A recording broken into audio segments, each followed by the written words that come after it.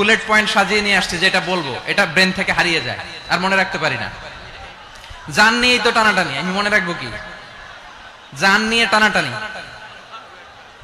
তো যদি আমরা প্রতিটা বড় বড় পাবলিক ইভেন্টে যদি এরকম করি, আমাদের পক্ষে কি আর ময়দানে কথা বলা সম্ভব হবে? বাধ্য হয়ে পরে ফেসবুকে ঘোষণা দিব যে আমি আর তাফসির মাহফিলে নাই, আমি মসজিদের হালাকা করব, 20 জন নিয়ে আমি দাওয়াতি কাজ করব, যথেষ্ট, গুড ইনাফ। এটাই আপনারা চান নাকি? এটাই চান?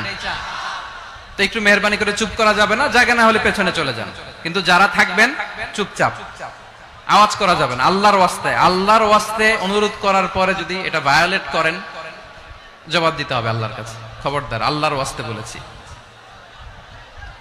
আওয়াজ করা যাবে না। ভাইয়েরা, এভাবে আলোচনা করা যায় না, মেহরবানি করে আওয়াজ করবেন না। আমার দিকে তাকান।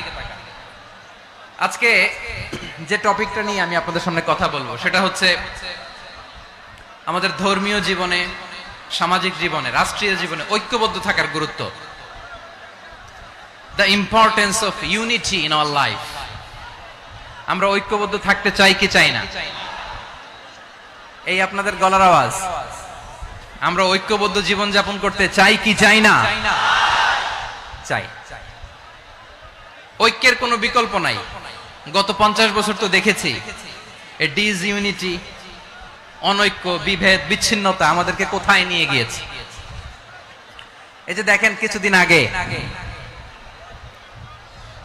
আমাদের বর্তমান নেতা ডক্টর ইউনূস, উনি সব রাজনৈতিক নেতৃবৃন্দদেরকে ডেকেছেন একটা ইস্যুকে কেন্দ্র করে। তার মানে গোটা বাংলাদেশ এক হয়ে গিয়েছে। আমরা সবাই উদ্বেলিত হয়েছে, উচ্ছ্বসিত হয়েছে, ঠিক কিনা বলেন? রাজনৈতিক নেতাদেরকে ডেকেছেন উনি, আমরা এক হয়েছি। এরপর ধর্মীয় অঙ্গনের যে লিডাররা, বিভিন্ন ধর্মের, শুধু মুসলিম না, সবাইকে ডেকেছেন, আমরা ঐক্যবদ্ধ হয়েছি। এটাকে বলে ন্যাশনাল ইউনিটি, জাতীয় ঐক্য।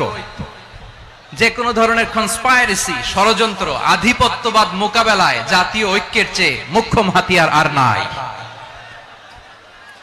আমাদের একটা প্রতিবেশী দেশ আছে, আমরা আমাদের দেশ নিয়ে যত ভাবি তারা তার চেয়ে বেশি ভাবে।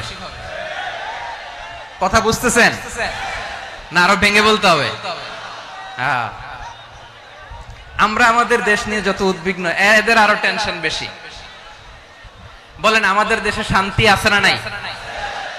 আমরা হিন্দু মুসলিমে কখনো দাঙ্গা লাগে? আসতে বলেন।